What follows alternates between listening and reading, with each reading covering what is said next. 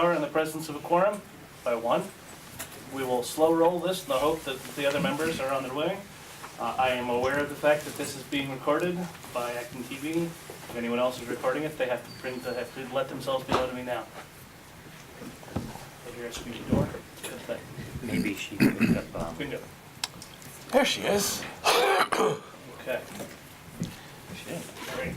So, first and foremost, we have public participation. John, Brian. Okay.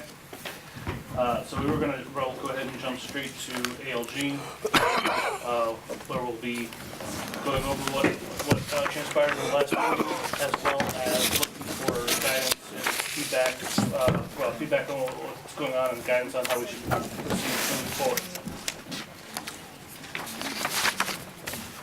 Okay, so I'd like to start by saying that this is a much smaller number at this time of year than it was last year.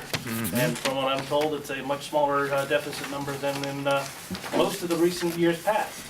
I attribute this to two good, solid numbers coming out of the taxing bodies. But as you see, we still have a deficit of $400,000, give or take, to address by the end of the year. I will also note that this is still only early January, and I think last year we didn't get things done until we were pushing up against March. Yeah, whose fault was that? That was entirely my fault, so I have a history of holding it up if the committee is so deems. Thanks for reminding me, Steve, to be noted. Okay, so what's important to note is since the previous meeting, there were some. Between the 12-13 and the 1-3 meeting, this is a little dangerous for me to call a deficit of 1.8 because that's not an actual ALG meeting date, so my apologies for the semantic mistake there. But between December and January, there were a couple of adjustments that came in. The first is that the school came back with a couple of adjustments that they were able to make to the tune of $203,000. And to highlight what those $203,000 were, additional staff retirements. So people with a higher salary from many years of service being able to be replaced with younger, less salaried staff. A reaccounting for the transportation costs. They're going to pull money out of the E&D because it's going to get replenished by the regional as a result of regional transportation aid. A change for a truing up of Medicaid reimbursements, and changing the estimated Chapter 70 state aid to $30 a student versus the absolute minimum that they could possibly ever get. So those changes, as I said, add up to the Acton share of those changes add up to $203,449. The town side, not wanting to be shown to not be making a change when the school made a change intra-meeting, decided to kick in an additional $150,000 from the overlay account, which I've gotten a bit of an education on the last week or so. But again, we're now down to, this brings us to a deficit of $400,000. One of the assumptions that was made early in the year at the first LG meeting, although it was never officially agreed to, but it's been in the model since the beginning of the year, was that we would use all of the untaxed levy capacity from years past. Now, last year there was approximately $900,000 unused tax levy capacity, and we had discussed cutting it up into 3 tranches to try and even out the impact to the taxpayer. So rather than have it be one large step up, we were trying to smooth out the edges by doing it in 3 tranches. Since the beginning of the year, and in the ALG plan that's before us now, they are again using all $606,000. So at the last, and it's probably my fault, but at the last minute I reminded them that we had never fully agreed to using all the unused tax levy capacity, just like we had never fully agreed on the Minuteman, on using a debt exclusion for Minuteman. The way the plan currently sits, we are still not doing a debt override for Minuteman, so it's still coming out of the budget. But the current plan does have all 606 of unused tax levy capacity. And so the two proposals that I'm bringing before you tonight, which are the two other spreadsheets, one has under unused levy capacity for, I cut off the year on one of them. On the one where the year is not, where the year is actually there, where it says FY20, the line there, the negative 303 for unused tax levy capacity, would bring the, if you go to the very bottom of that column, the change in the tax bill, it would be 3.6% with an average change of $407 tax bill.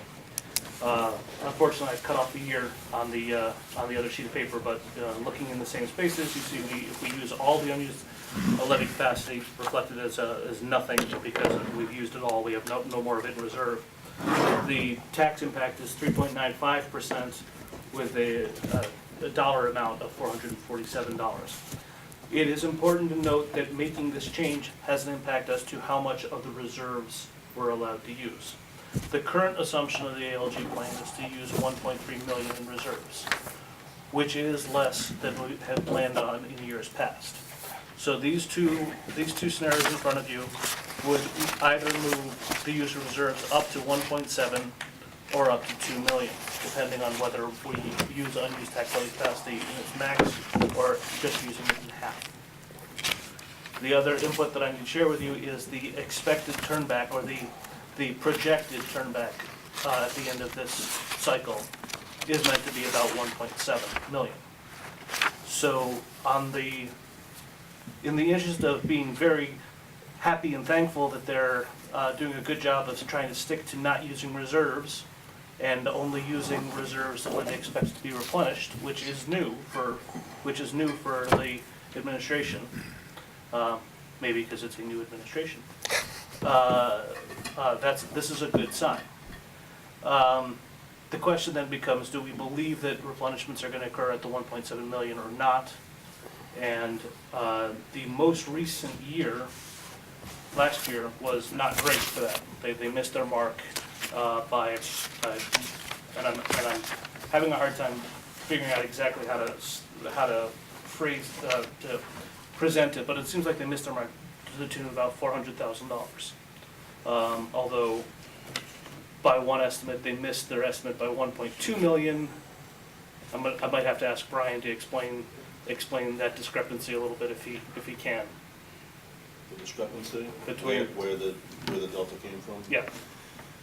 I don't know, Jason. I can tell you that there's a couple of things going on. As one of them is, we've been beating the streets on our estimated receipts, so meaning that we put estimates out there and then we've been exceeding those estimates. That really didn't happen that much this year. It came in less than what we had anticipated. Also, our turnback, I think, was a little less than what we had anticipated. And then the other, which is kind of the more difficult one to explain, is kind of what we call the statutory adjustments. You have certain liabilities on the books. State Department of Revenue may reduce your free cash assessment for those liabilities. Those liabilities change year after year. So at the closeout, for instance, if you have, say, grant money and you're getting grants, as long as you have that grant letter, you can spend that money and you can deficit spend. And that you're gonna get that money. State Department of Revenue reduces your free cash assessment for that. Those liabilities obviously change from one year to another. You don't know what those liabilities are going to be until you close out the year. So everything is kind of crystal balling. So you have one, we didn't beat the estimated receipts like we thought when the numbers came in. Our turnback was not quite as large as we anticipated. And then those statutory adjustments are liabilities. What was the change in liabilities? And those are very difficult things sometimes to get a handle on. But that's kind of it. And I don't have exact numbers on where or what the numbers look like in each sector or each makeup of the calculation, if you would. Okay, but going back, so during one of the ALG, 2 meetings ago, during one of the ALG meetings, Steve Barrett did present the reserves used and then the reserves replenished for the last handful of fiscal years. And the reserve replenished was always larger than the reserves used until last year. Whereas last year there was about a $400,000 to the wrong upside downness. So the question then becomes, this is all by long-winded explanation, hopefully I haven't muddied the water too much. This is all by long-winded explanation of asking, which way do we want to shore up the last of the $400,000 problem? Do we want to use all the unused tax levy capacity and use $400,000 worth of reserves? Or do we want to use only half of the unused tax levy capacity, but use $700,000 more in reserves? Earlier today, the town manager suggested that, would we be open to carving that up in a different way? Would we be willing to use 500,000 of the 600,000 or 450,000 of the 600,000 in unused tax levy capacity? So we're bringing it to the committee for two things. One, which is your preference, and secondly, how strongly do you feel on the topic? Before I even get to that, did I phrase it properly? Did I frame this? Do you understand what I'm bringing to you, Mr. Noon? Yeah, you did a fine job, Mr. Chairman. However, the funding money from overlay is not something we've done before routinely. In the past, if the Board of Assessors deemed there was a surplus in the overlay account, they voted such a surplus, and we spent it. Last time was the library roof. So I've not seen us, I know we've changed overlay amounts, what we contribute to the overlay account from year to year, but I haven't seen us do it exactly like this. So I guess first I'd ask Brian, how much is in the overlay account? What percentage of the overlay account are we talking about using? And since we're going into a revaluation year, is it a good year to not contribute the full amount to the overlay account? Well, a couple of things. The Municipal Modernization Act, which took effect in November 26, changed the way that overlay account was handled. So the way in the past, State Department would silo each year individually. So once you voted and overlay was raised on the tax recap, it would sit in that particular fiscal year. Okay. Didn't always make sense, because at the end of the fiscal year, you would have to figure out where your liabilities are on the books, make sure you had sufficient money in that overlay account to handle those liabilities, and I would do this with the Board of Assessors, and from time to time, they would release it and say, we no longer need it. Now what they've done is they've kind of rolled it all into one bucket, if you would. So they're no longer siloing the overlay in each particular year. So even though on the books, it's easier to keep track of them individually by separate year, it's fungible. You can expend that at once. So for instance, State Department of Revenue says if you have overlay deficit, meaning that if I wanted to, say, if I had a appellate tax board case in Boston and I needed to settle this case, and it's gonna cost me $15,000, but I have $10,000 in this particular year as a fund balance, I would run that into a deficit. I would have to raise that on the tax recap. I no longer have to do that. I can take that and fund it out of this bucket for $10,000, make it go away, and I can grab it out of another one. So, given, saying all that, this is all now kind of looked collectively as one bucket. It's probably $1.6 million, I think, prior going into this fiscal year. Have not even had a discussion with the assessors whether they want to even discuss having an having that discussion about overlay surplus. So, I mean, that's kind of it right now. I know historically we're probably spending $500,000+ a year just in handling exemptions and abatements. With no other, Steve, as you said, we're coming into a reval year, there's no other, it's pretty standard, pretty straightforward. So no other, curveballs there, if you would. So that's kind of it right now. So is there some wiggle room there? We can certainly take a look at it. So if I could jump in, did you say that your regular run rate for what you have to use out of that fund is about $500,000 a year? It is, I have to submit every year a worksheet with State Department of Revenue, and I think my average 3-year was a little over 500,000. Okay, but in Does- FY18 and earlier, you were closer to $900,000 a year in additions.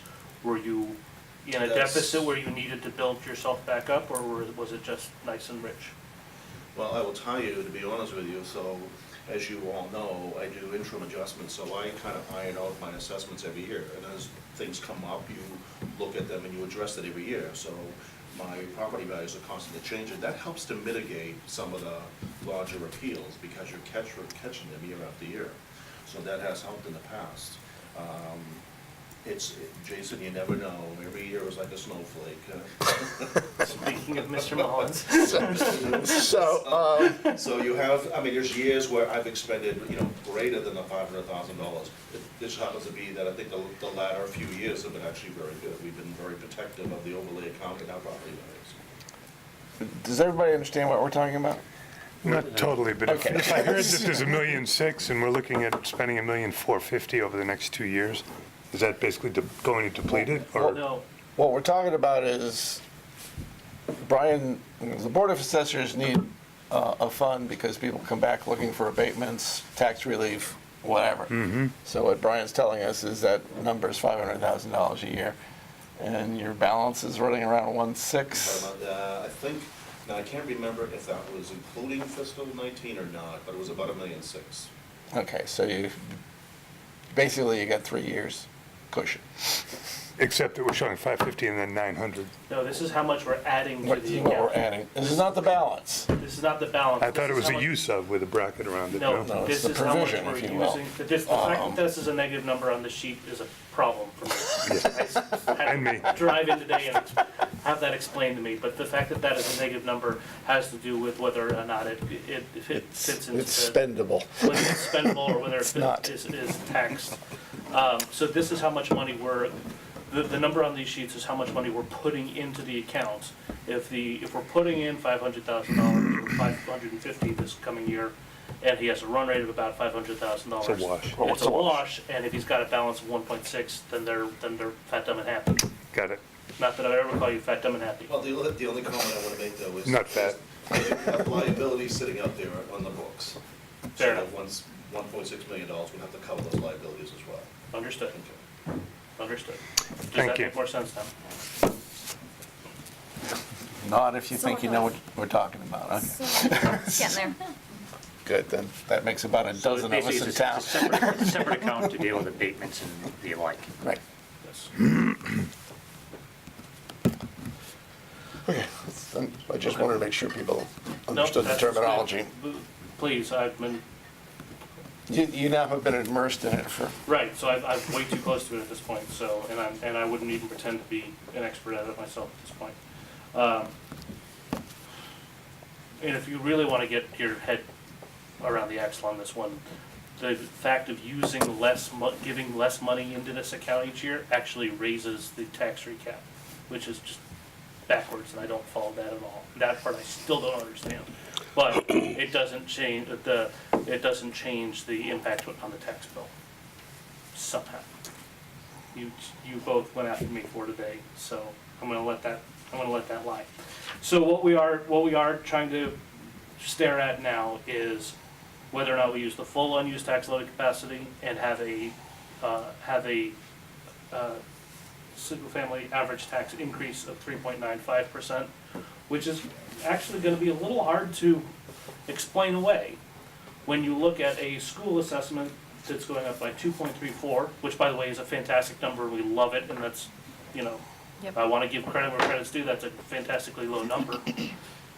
The town side is showing an increase of 255 before capital projects, and keeping with our saying, we want capital to be, you're allowed to use reserves for capital. The total town is 375, I believe. I believe so. So,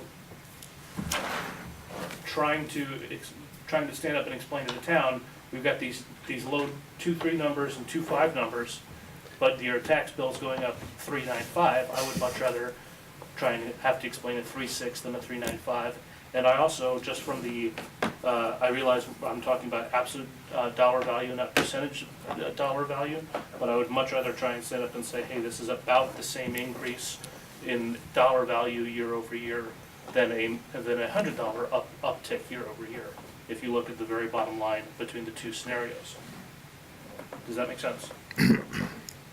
It makes sense, Mr. Chairman. I will say that at that point in your presentation, I would use that provision where you can have town meeting agree to hear from somebody who doesn't reside in the town. I'd bring up Brian.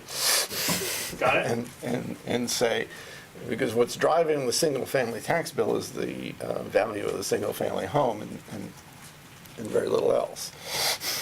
So 3% of that increase is coming on valuation, and 0.95 is coming off everything else. So, as Be you ju- forewarned. Just the change in your average single-family valuation and the change in the tax rate Yeah, the tax rate's not changing that much, but the value is changing. this year. Yeah. Tax rate pretty much stayed flat. Okay. So, I guess with that, I will start at the end of the table. Since Roland and I are the ones who have to present the opinion at the next ALG meeting. So Hannah, where would you like to come down on this? Do you see this as 6 of one, half dozen the other, or do you have a preference for one over the other? Do I get to have a say? You absolutely get to have a say. Can I come back to it later? Absolutely. Pass. The Christine, associate member's privilege. Okay, I'm sorry, but I apologize for being late, and I apologize for having to set up the minutes real quick. Give me Uh-huh. the quick Cliff Notes version of one more time. sure. So we are presented with 2 scenarios. Yes. One scenario is to rely more on taxation Yes. and less on reserves, I got that. and the other is the inverse. So, and then the overlay, where does that fit into this picture again? Or is this just a new item you were explaining? And I was explaining, the whole conversation about the overlay was explaining the changes between the last ALG meeting and the second to last ALG meeting and the most recent ALG meeting, showing that we got the deficit from $700,000 down to $400,000. Okay, So that whole overlay conversation is prior to the last question that's been presented to ALG, and the last question as it stands now is, we still have $400,000 to come up with. okay, How do we want to do it?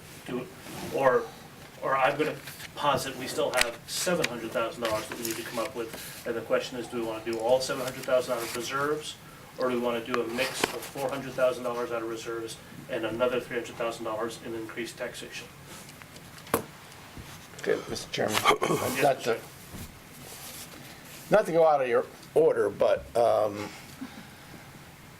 we're using labels, reserves, untaxed levy capacity, and overlay.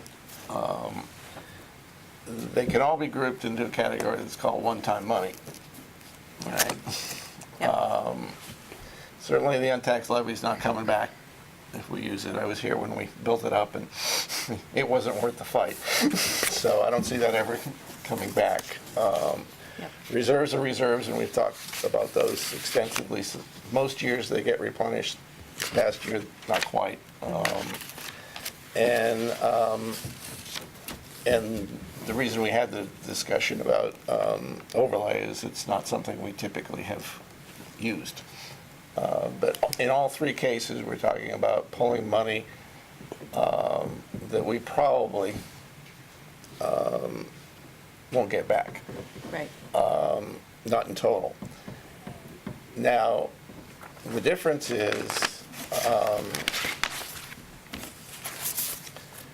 using untaxed levy capacity impacts your tax rate.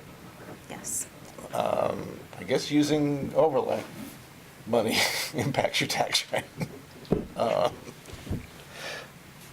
Using reserves does not impact the tax rate. yep, So that is it's all one-time money, but they are different in the respect that 2 of them impact that single-family tax bill, and 1 of them does not. right, And in the interest of being fully transparent, the argument against using the untaxed levy capacity by potentially vociferous negative soothsayers is that if you use reserves, then theoretically you are putting our AAA bond rating in jeopardy. Ours or the schools? The use Ours. of, the use of, the use of the untaxed levy capacity is that tax levy capacity is gonna be then used Yeah, in perpetuity going forward too, so right. you gotta, It's a permanent tax increase. right, yeah. Oh, yeah. That's what, something you gotta, Oh, yeah. people understand. Do we know why we think FY '21 is going to come in at 3.16? This is just the rolling out of the assumptions. It's just a from previous fingers years. crossed sort of number? I'd be or- surprised if 5 minutes worth of work is going into Oh, okay. FY '21 at this point. Well, because I remember last year, the numbers, you could see that the following year was going to go up. Good. So I was just curious if we have any idea why we think next year is going to go down. Well, and to make matters even more complicated, in FY19, where it says that the increase is 3.84% for total tax levy, Yeah. the actuals, as presented on Saturday, the actual was 3.12. So there is a disconnect between the actual number and I almost hesitate to call this a total tax levy because this is more of a recap calculation that you guys go through rather than the actual taxation that occurs. So a couple of things there on that, Jason. So two major components is, one, I had estimated my values to come in stronger than they did. So I fell short a little bit by maybe 0.25% or so. And secondly, my new growth number did not come in where I had anticipated, and that has direct correlation on your levy, because new growth is added to your levy limit. So if I don't get the new growth that I had estimated, my levy limit's less, that means less money to raise. But the actual numbers were better than this. That's correct. Okay. Yes. Okay. Yep. And because, right, and, yeah, it's true. So things cost less than we planned for last year, is what you're saying. So we've got extra money floating around. Doesn't Isn't work like that. no, that's not how it works. What is the tax recap, Barry, so that can you explain too? What's the tax recap? The tax recap is basically, it takes all the spending at town meeting, including your enterprise funds and CPA, and basically it's got all the revenues in and all the expenses out, so all the appropriations at town meeting and all the revenue sources basically from the ALG plan are all pulled together and it balances it. And so State Department of Revenue uses that document to make sure that where you have checks and balances, that our revenues equal our expenses and we're in balance. It's pretty detailed document. Well, I'm leaning towards reserves. Leaning towards reserves. Yes. Well, since you asked, I think we need to be sensitive to anything that affects the tax rate in a negative way, because once it goes up, it stays up. We have reserves, and we really don't have a history of using the reserves to cover a deficit. So I wouldn't be yet too concerned about how it would affect our bond rating, because I don't think we really have a habit of doing that, like certain other regional systems in this community have been noted for. But, so, my 2 cents, I would lean more towards taking more out of the reserves and versus the taxation, the untaxed levy. Okay. And we'll go all the way down the line, and then we'll go back again with the question of, is it worth holding up ALG for? Is it worth going back and saying we need them to find other cuts or revenues elsewhere? You know, so once your preference is made, the question is, how willing are we to die on the cross on this topic? Mr. Farley? About a year ago, this time, we looked at the 900,000 of unused tax levy and decided we'd like to spend that about a third. So 12 months later, I'm not sure there's a compelling reason to change that philosophy. So I'm inclined to take a third of that, again, or half of what's left, and use reserves for the balance. I also, to your point, I think the change in the tax bill year over year is more palatable, more explainable, if you don't overtax. Mr. Noon? I would agree with Tom.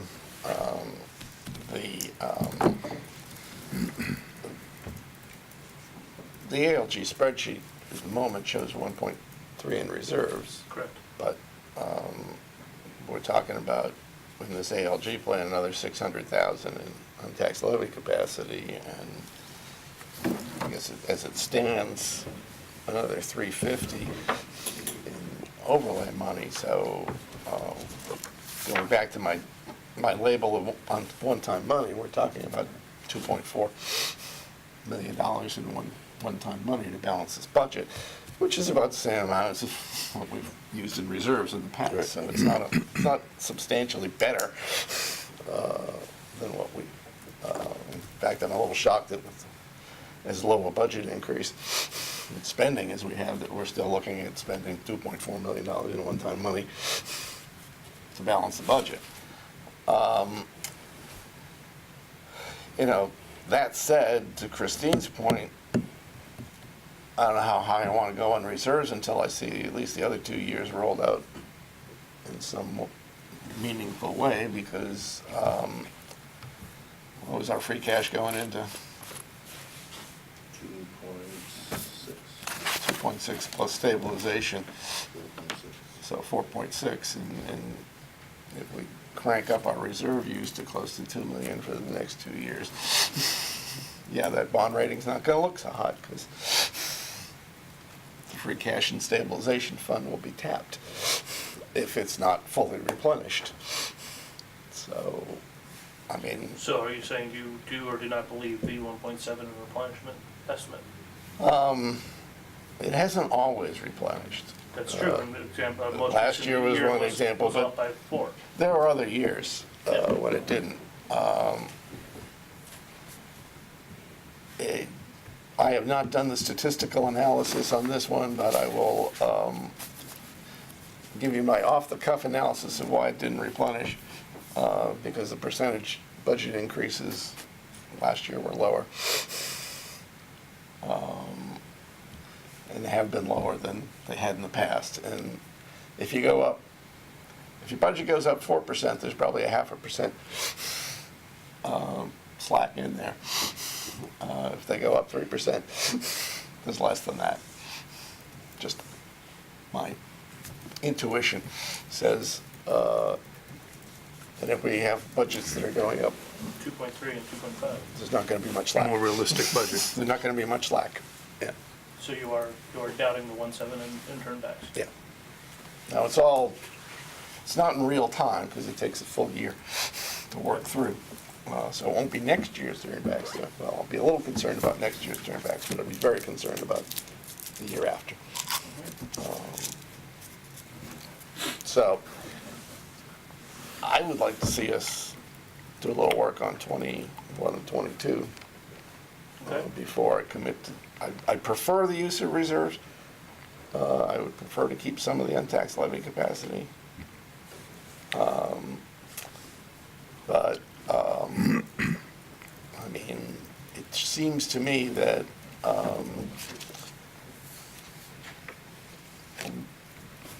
the amount of borrowing we'll have to do, we need to stay within the 5% of town spending anyway.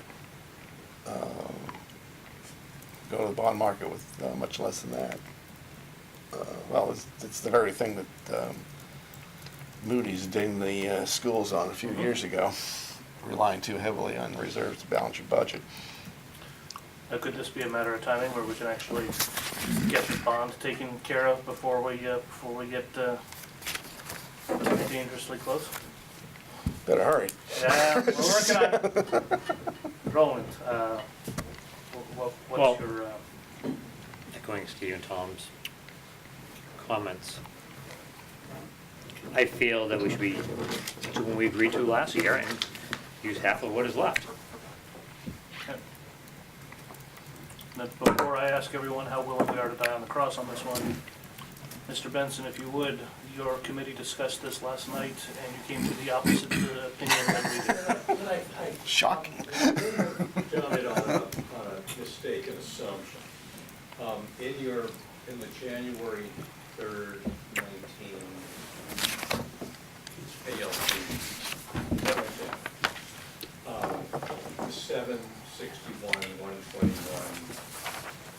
deficit number. Yeah. We thought it included just a $300,000 use. It was actually a full 600. So we were operating on the assumption it was just 300, and there was another 300 left. Okay. That's wrong on that. So we're going to have to revisit that. Green. But in spending several hours this afternoon with Brian and Steve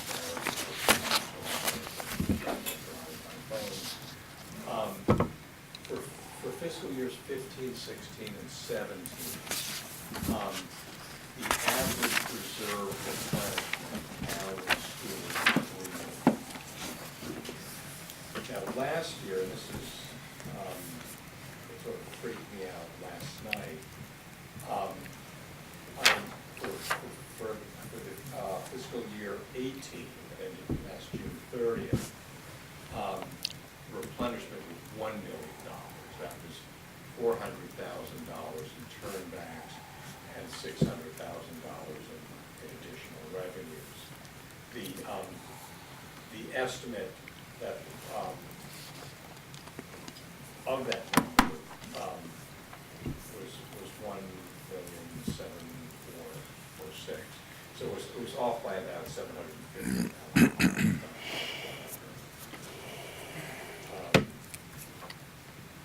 The projection for this year, the estimate of both expenses and revenue replenishment is back to the 1,746 number.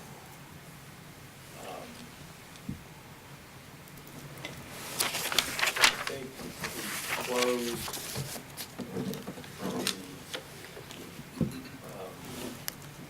I guess it would be fiscal year 17 with about 3.2 million.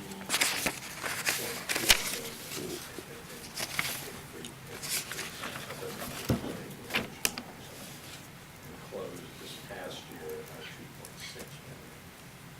That accounts for the 700,000 shortfall to the estimate, what we actually came in at. So also just another data point, if we look at our own reserve policy, the reserve ceiling that we've been recommending is 4.8 million, and we're currently at 4.6 million. So we are much closer to the reserve ceiling than we are to the floor. And as long as the replenishment comes through, As long as it's fine. And again, I echo what you said, which is the 2.34 and 2.55 numbers for the increases for the two taxing bodies tends to make me believe they cut a lot of the fat out of the budget, which is wonderful, and we appreciate all the rest of that fun stuff. This is what we want, but do we now have to worry about the replenishments not being what they've been in the past? Well, I mean, John cited, I guess, 2016 as having a big replenishment, but if my memory is working correctly, and it's not every time, 2016 may have been the year when we had the first full budget after regionalization. That was the almost 7% increase in assessment. So back to my undocumented theory of the bigger the increase in the budget, the bigger the turnbacks. I think, we're dealing with, as Tom said, more realistic budgets, and I'm not sure we're going to hit the historically high replenishment numbers. which is why, before you guys finalized fiscal 20, I'd like to see some work done on 21, Understood. 22.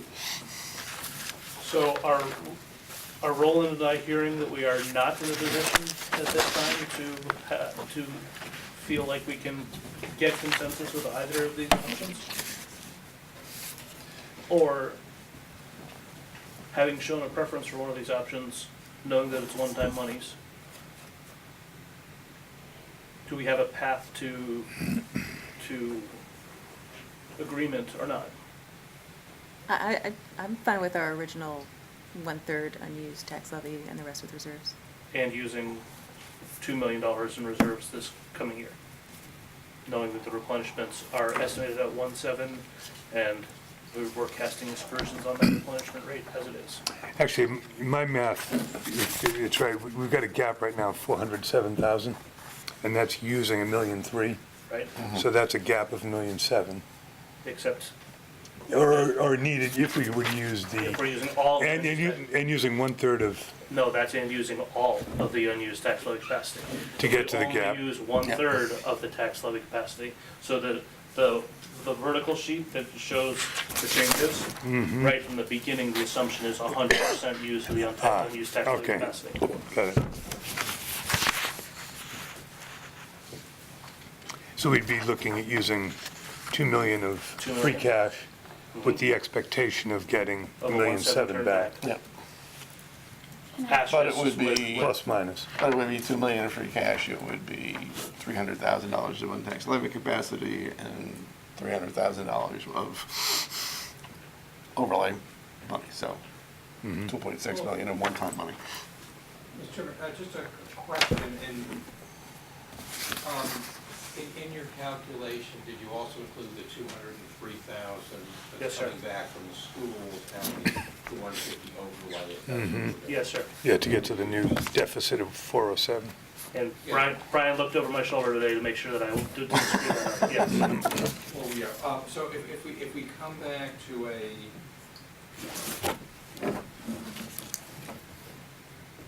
so it would be about, so it's about 710 if we just use 300,000.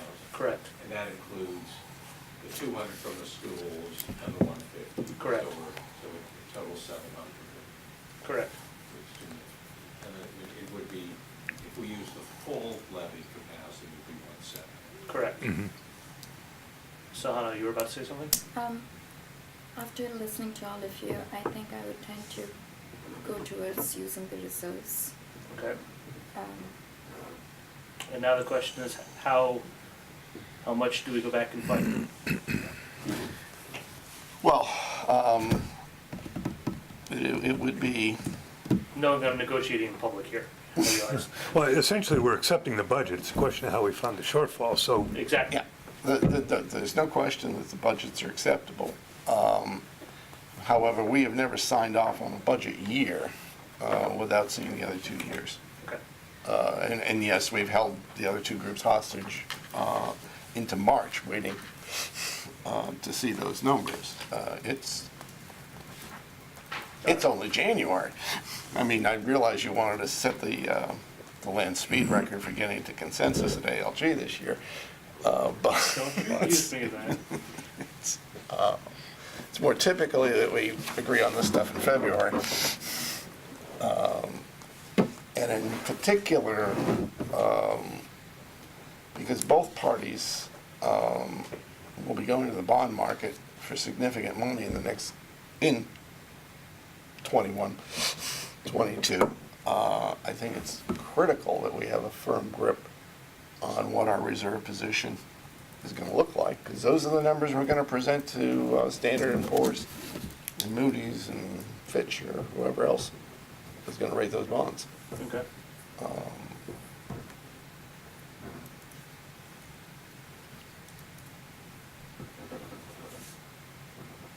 Okay.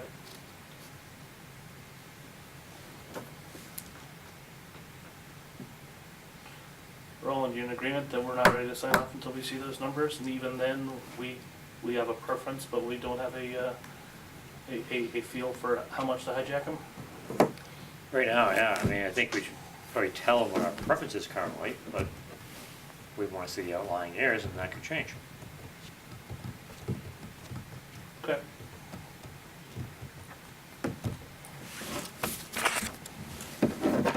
Anything else on this topic before we move on?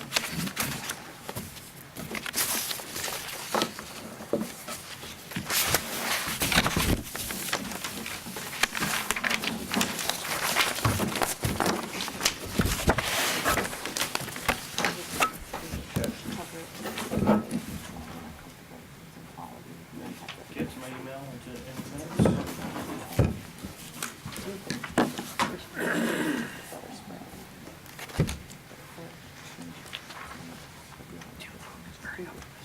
What's that? Yeah, okay. Okay, so I believe we have at least one set of minutes. Yeah, we have one set of minutes. I just need to make sure that I call them up properly.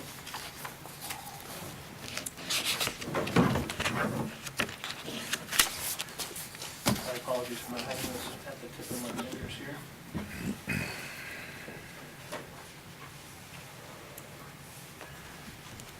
You get my note. I did, so Christie said that there was a misnoted number that attributed to Mike, and that has been changed under his report on Minuteman. It has been changed to say that 94.5% of the budget has been committed, and it is 50.2% complete. Otherwise, I don't think she got any other changes. Was that for the 3rd or the 27th? No, the 27th is just a posting, sorry. Okay, good. December 3rd. No, that's attached, that's posted as well. December 11th was. December 11th. December 11th is what she sent out this. Yes, so for December 11th. Okay. Any other changes? I've got two comments. On page 3, at the top of the page, the first paragraph ends with the word "val." Yes, it does. I suspect that, just spell it out, Say value. valuation, Or period. value, yeah, yep. And on page 4, under the CPA, Roland, Yes. the statement says, "The Acton Historic Commission wants a historic to turn documents." I believe that should say, "The Acton Historic Commission wants to turn historic documents into an electronic format." Correct. That's correct. Yeah, okay. Digitize it. Yeah, once we Yeah, here you digitize go. it. Thank you. I cannot amend this document at this time, because Christie has the original. Can we vote on it as amended? I move we approve the minutes of December 11th as amended. Second. All those in favor, say aye. Aye. Opposed? And any abstentions?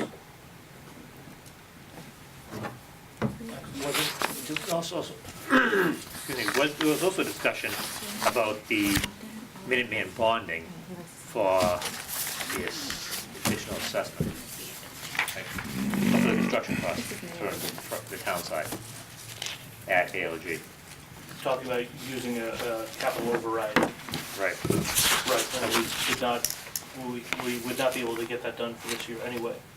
Right. And we also did not want to have a small capital override for Minuteman front-running the fire station and the twin school. Is your point that that's not in the minutes? No, No. this is what we discussed at ALG the other day. Okay. Back on that, okay. Yeah, I just remember that as we were discussing the minutes, so I just wanted to bring that forward.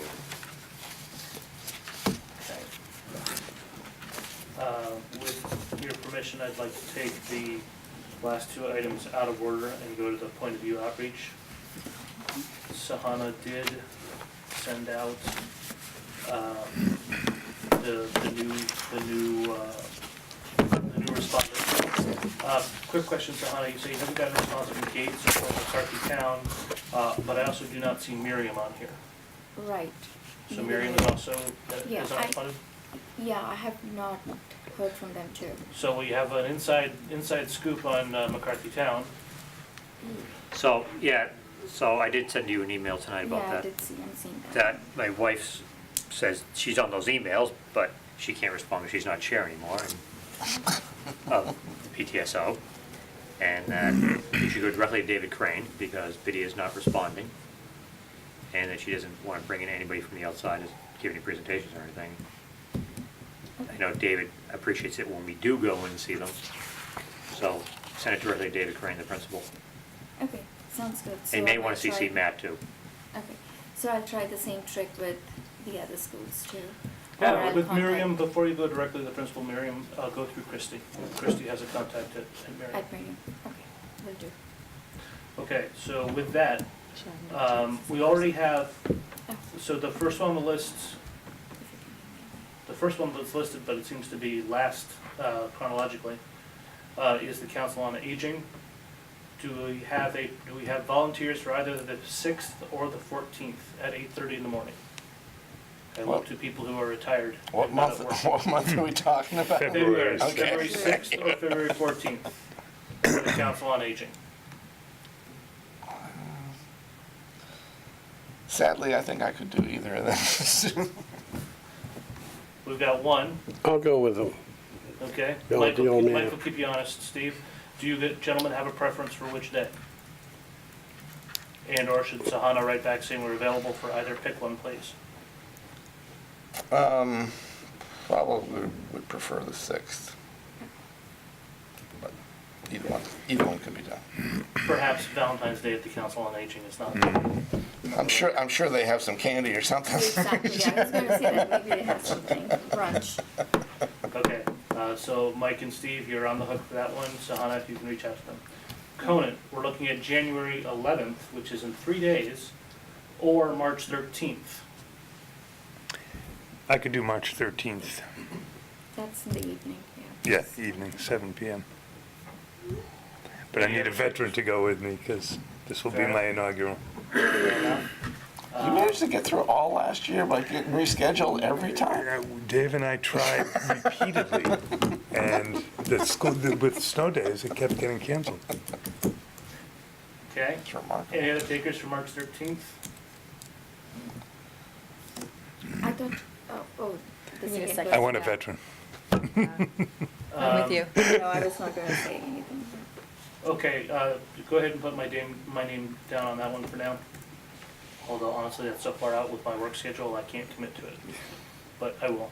I will take responsibility for finding a replacement if I'm. January 31st at 9 a.m. for Douglas. Again, this is a morning meeting. I cannot do that one.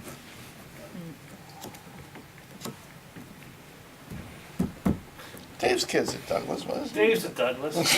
Definitely, Dave. Maybe Dave and Christie, since they're not here. Yeah, that Did works. you reach out to them and see if they're free on that one, Sana?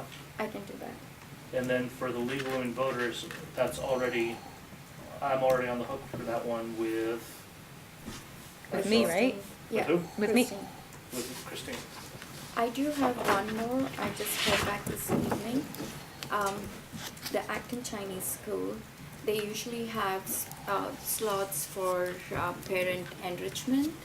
So they gave me 2 dates, March 3rd and the 10th at 2 o'clock, between 2 and 3:30 p.m.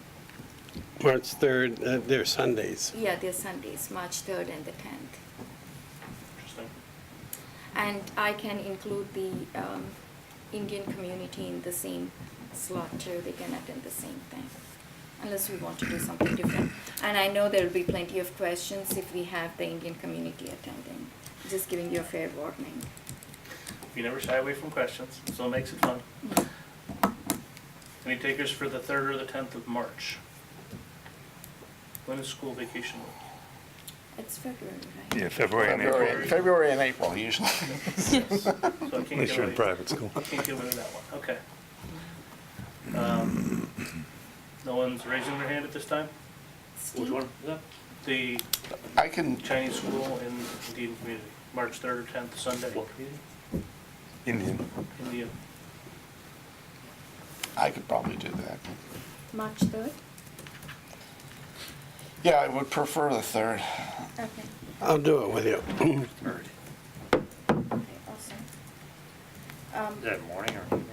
2 in Afternoon. the afternoon.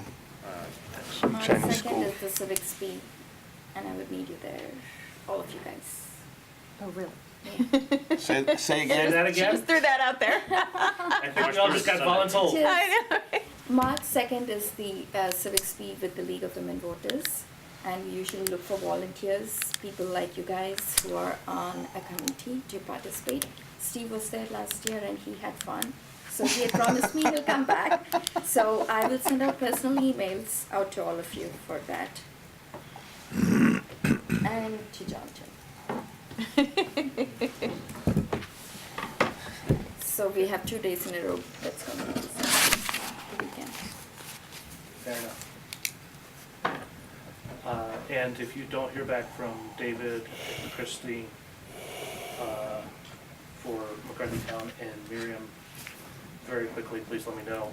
I will. And Gates, does anybody have any creative ways of getting Gates involved? Or again, do we go straight to the principal? Yep. Go straight to the principal? Who do these benefit, us or the PTOs? Well, Yes. If they're not responding, They have their meeting set up on their website, but I do not hear yeah, from I mean, them. it's for So- the- And In my Gates doesn't even experience- mention any email addresses other than a generic one for the PTO. So I'm thinking I will actually contact Beth Petter and go through her and ask her for information on sending this out. Usually I used to do it that way, but I took the other route this time, trying to email them personally. but to answer your question, Tom, these things are not as well attended as I would like them to be, but every time I've gone to them, the people that show up say, this is great, I'm so Yeah. glad I came to this. Mhm. Yeah. So I like the opportunity of getting feedback. I wish there were 3 times the number of people at each of these. But the people that show up have all been very positive about it. And Conan even when we did it last year, they said, oh, we're gonna get you at an earlier meeting because we know we have a bigger turnout. And this is great. So they were all in. It was great. Yeah. I'll do a And they McTeam were one of the myself. first people to respond, and I Good. brought it to the meeting too. Okay, so, thank you, Sahana, let's stay on that since it's already changed. And now we're on to committee reports. Sahana, we'll start at your end, do you have any committee reports, anything? We will be getting a Kelly's Corner presentation next meeting, the 22nd, here, which unfortunately will be here too, sorry. But then I got the room properly reserved, so we're good after the next meeting. There will be a Kelly's Corner presentation by, I think it's either gonna be you or Steve, right? Steve, I think, or Kristen, I'm Okay. not sure. John may be there too, I'm not sure. Right, it'll likely be, I think, Kristen and probably Officer Chris Prowl. Yeah, that's what. Questions I had in order to get the presentation fully together. What specific financial information do you want? Of course, all of it, but, yeah. Okay, but specific, I don't want to say that we, left out anything. What the numbers are gonna be, it's approximately $400,000 in supplemental design and engineering funds, and another $125,000 in appraisals. I take it you would want a specific breakdown of the $400,000. not only that, but also over the life cycle of this project, there will eventually be land takings. Well, let me get into that in a second, because I think I briefly discussed it. But, that there is money left in the account from the original $760,000 that was approved in 2016. So we'll provide you with that number, plus the additional $400,000 in design funds, and a breakdown of the anticipated use of those funds. And does that get us to 100% design? What does that get us to? And how many more phases do you anticipate being before the shovel hits the ground in 2022 and 2023?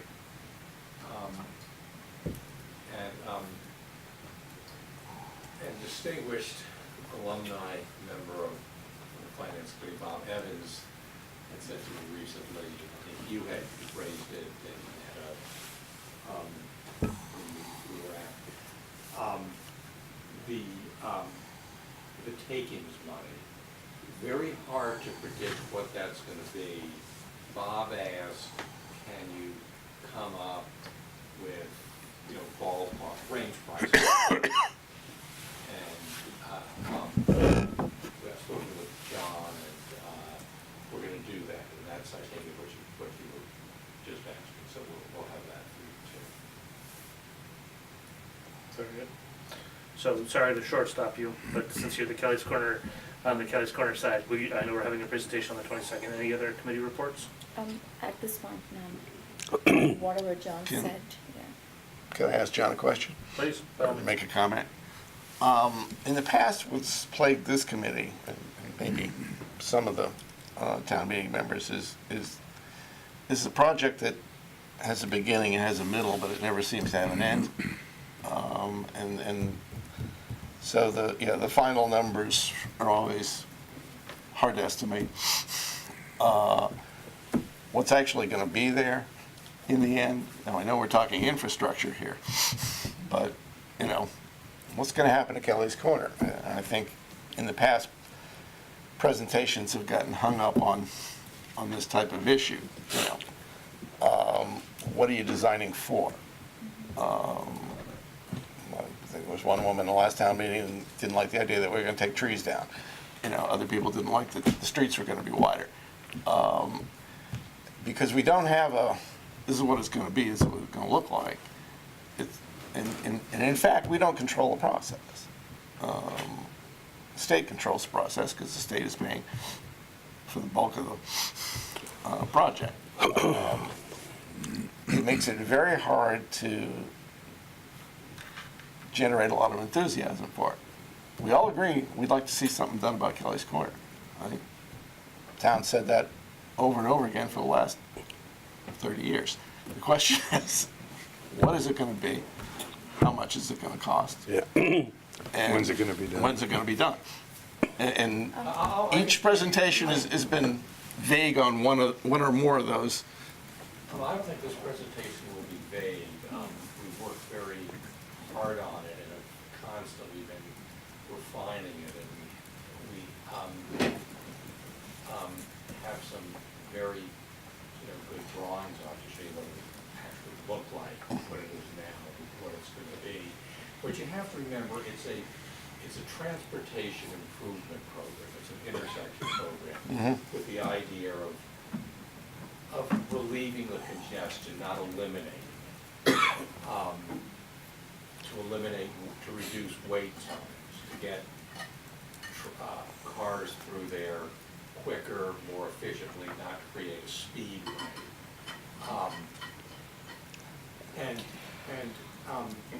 And integral to the project, and not as an afterthought, are vastly improved sidewalks and real bike lanes. So, we would, and the state and the federal government is putting in about $14.5 million.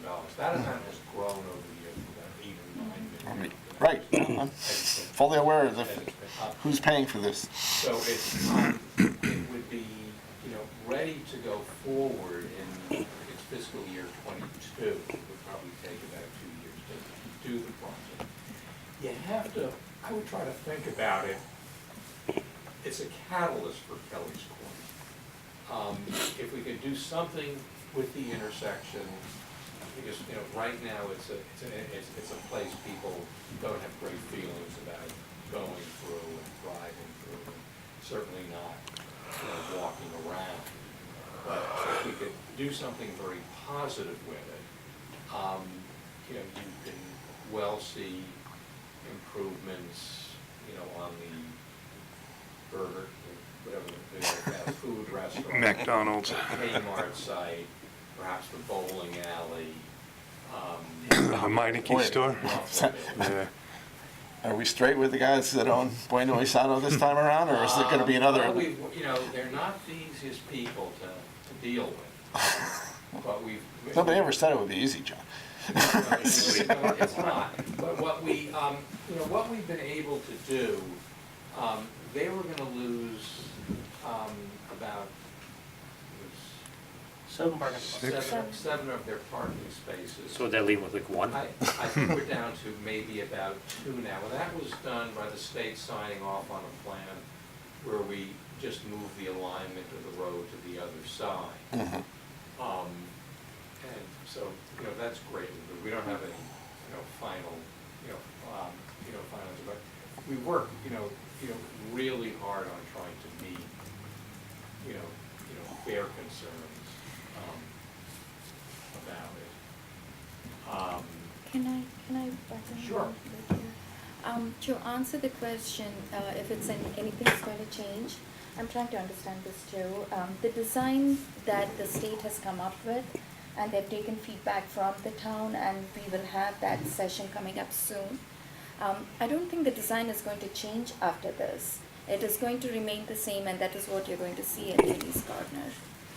Yeah, what So- you have to realize is that, between 2014 and 2016, there were 38 to 40 community meetings to get what type of design do we want there. One design on one extreme was just to really widen the roads and kind of make a highway there. That was rejected. On the other side, they were sort of token improvements, maybe another turn lanes, some sidewalks, some bike lanes. But what the community really, really got behind was the present plan, which improved the traffic flow through the intersection, bike lanes, sidewalks. There's been tweaks to it. We try to deal with tree issues. I think we're down to one tree that's in dispute.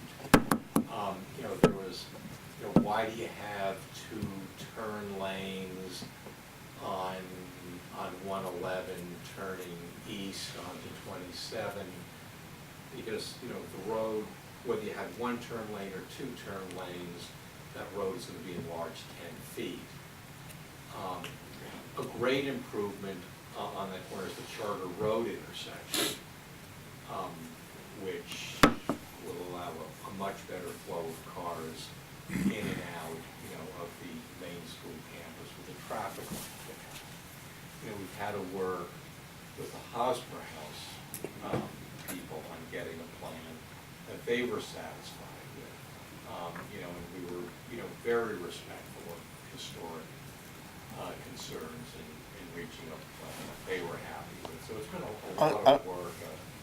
And don't get me wrong, I'm not faulting any work that's been done in the past. What I'm saying No, this is now. is you have one of the most well, maybe the Concord water thing was more difficult to explain. But this is one, first or second in my mind in the last 20 years of problems to explain to a town meeting that hasn't been to all those community meetings. And when you say Kelly's Corner, they say, oh good, what's going to go in where Kmart is? And you're not going to tell them that. We don't know. You don't know. I mean, the one from Oh, that may be accelerated. That's good. one card. We'll check on Friday to make sure. December 31st, when they go into liquidation. But I'm just saying, it's a tough one to get across to 500 people sitting in seats that haven't been there. And it's especially hard to get across the fact that it's state and federal money, and our 14.5. our ability to influence the state, well, federal government's closed at the moment. Our ability to influence Thank goodness. these governments are slim. Safety is with that intersection. It almost seems as if what we want really follows what the state and federal government will allow. The state has general, quite specific highway standards, intersection standard, traffic guidelines, and that's what the plan is going to follow. So I think we wasted probably years in coming up with these different schemes where the state, once they came in and said, well, this is what it's going to be. This, you have to do it this way.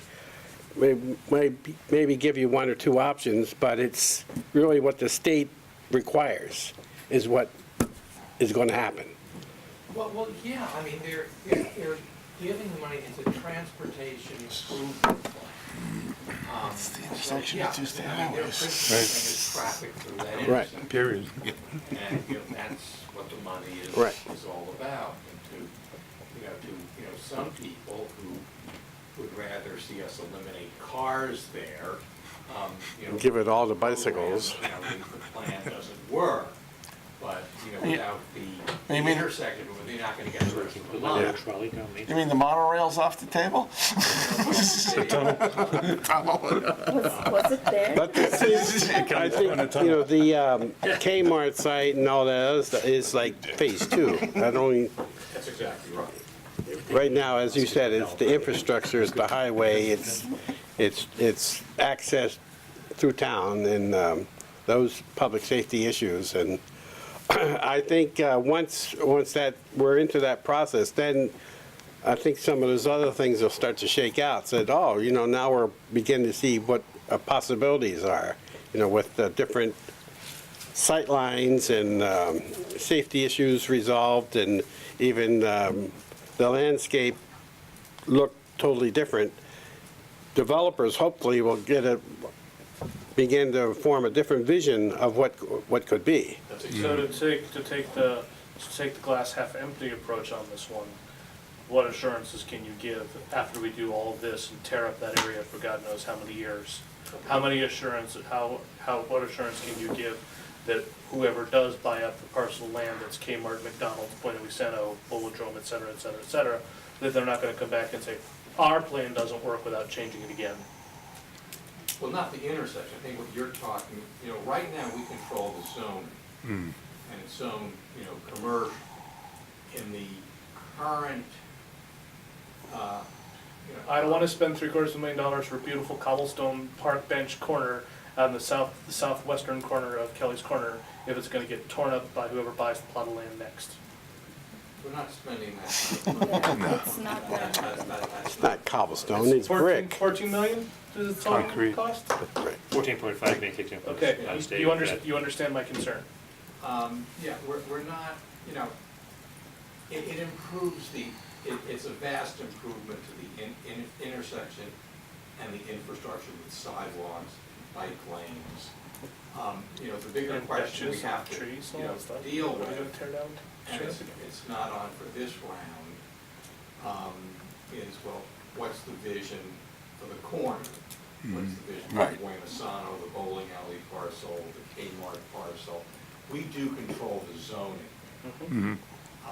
Yes, whoever decides they want to do something really needs to come through us for that, Yes. not the opposite. And since some of these designs are pretty, I think, well along, at least the idea of what you can do and what you can't do, I would like to see some money spent to come up with some graphics, so, a picture. A lot of people have trouble visualizing these things. You can explain it to your blue in the face, but if you can draw them a picture, with maybe even some animation, you got to sell it.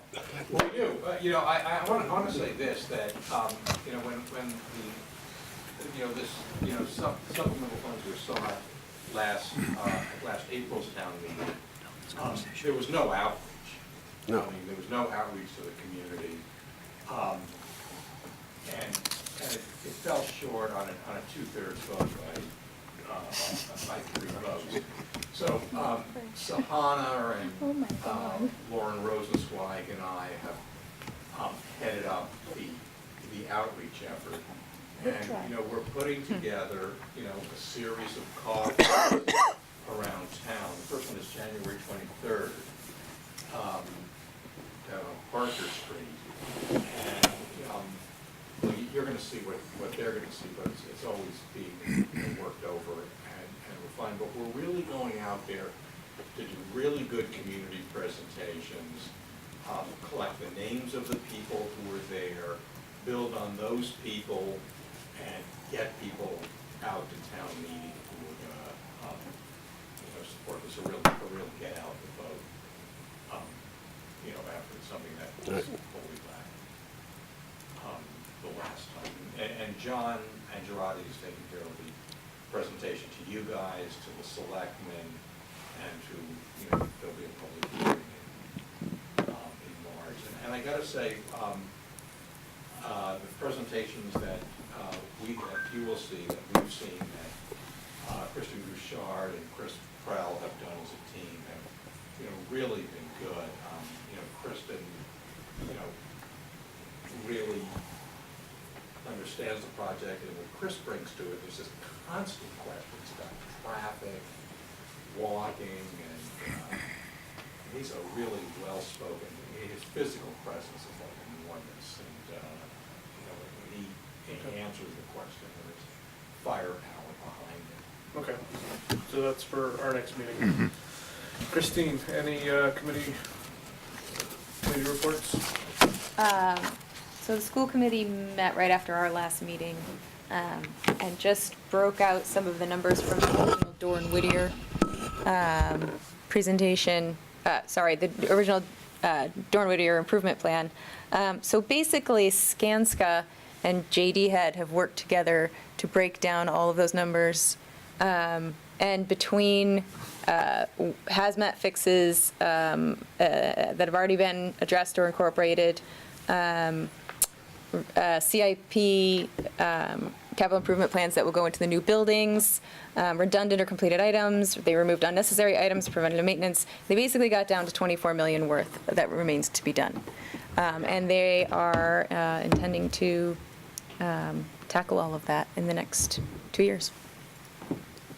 After they take out the $7.5 million bond. After they take out the $7.5 million bond, which is incorporated in the budget. And they have it back in Conant? Or is that, because I think that's what we discussed tomorrow. Yeah, I haven't heard anything about Conant yet. Okay. Any other committees? Thank you. Mr. Majors? Well, today, or this afternoon, they had another manufacturers, Acton Manufacturing Collaborative session at Town Hall, which was successful. And I think, it shows that we actually had some positive input. The town saw a problem and came up with some unique and innovative solutions to start to address these issues that manufacturers in the community are having, mainly employment and other incentives, access, and so on. So I think you've done good, Town of Acton. Also, Minuteman is, like a broken record, on schedule, under budget, or at least on budget, and they're starting to run tours through that facility. And I think it would be a good idea if our own building committee could take a tour while the building is under construction, and in the other interested parties from the BOS or Finance Committee. I think it would be very informative just to see the scope of what goes on, the coordination, even how the layout of the site is organized, how clean it is, how equipment is staged in one area, how the trades work together, and how everything is coordinated and kept on track. The kind of planning that goes into almost every minute detail. And so I think it would be well worth the time if you could, take a tour of the building while it is still under construction. It was winterized. They started to winterize it in November.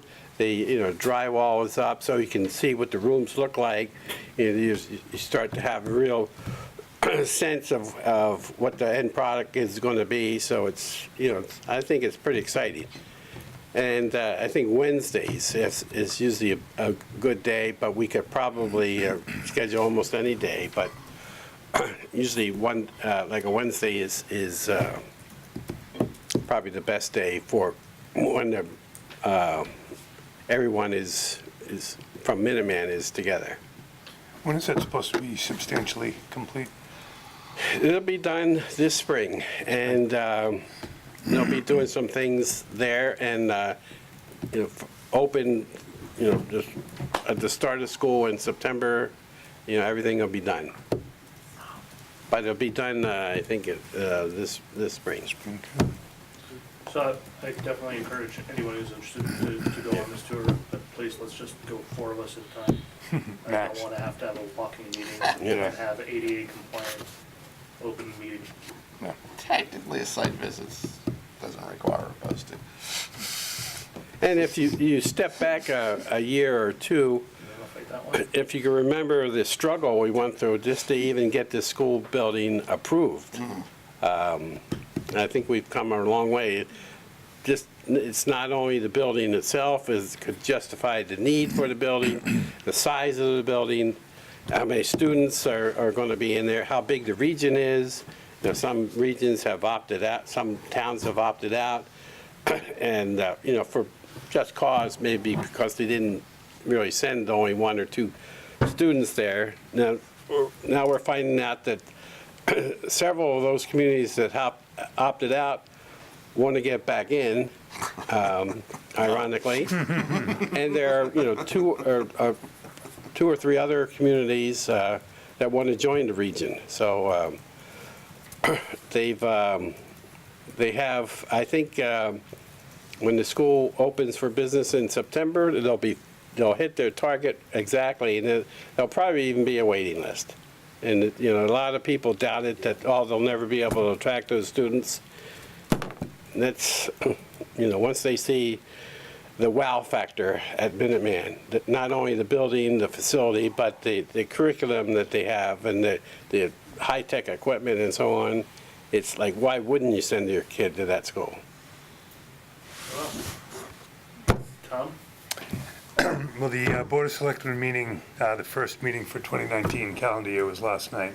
I was not able to make it, but based on the agenda, it appeared to be largely a consent agenda, accepting a number of gifts. I don't know if there's anything, John, you would add pertinent to the Finance Committee that I may have missed. Yeah, we dealt with the ALG, much as you do. As we just, right. And then the other issue was the Acton Farmers Market maybe losing their home on Girl Street. So we were dealing with alternatives. Well, that's going to go on the Walker property, right? That's right, we have a spot for you. Oh, good. Move right in. So I was able to get the calendar of meetings for calendar 2019. They've got a copy for everyone. It's really Jeff who needs it more than anyone. So since he's not here, I'll hold off on handing these out till next meeting. But in the event that either he nor I can make a meeting and we know that in advance, it'd be good if everyone had this, but that's all. He's got the next one. And then the only other thing from last night was Katie Green made her announcement that she will not be seeking another term. It was a very emotional. Katie and Janet are up this year, Yeah, neither is running. and neither is running. So Interesting. there are 3 candidates who've taken out papers, Team Charter, Jim Snyder, Brand, and David Martin. What was that? David Martin. He's David running? Martin chairs the SATSAT committee. He's running. Yeah. So it was 3 people for 2 slots, but, it's still. Who's the One other 2? conservative and 2 Team Charter. socialists. Yeah. And Jim Snyder Brown. They all 3 followed Katie in making their announcements. Steve? Nothing really. Health Insurance Trust hasn't met yet. We meet next week. But since rates are already set, there's probably nothing substantial is going to come out of that. Not committee report technically, but I would like to commend the town manager and town staff for Budget Saturday. I thought it was as good of job as I've seen in my long time going to Budget Saturdays. The fact that it actually got done before lunch was truly remarkable. And I don't think I lost any information in having it be a half day instead of a full day, so. I think it's very, very efficient this year. Call it the Mangiarotti Express. That's fine.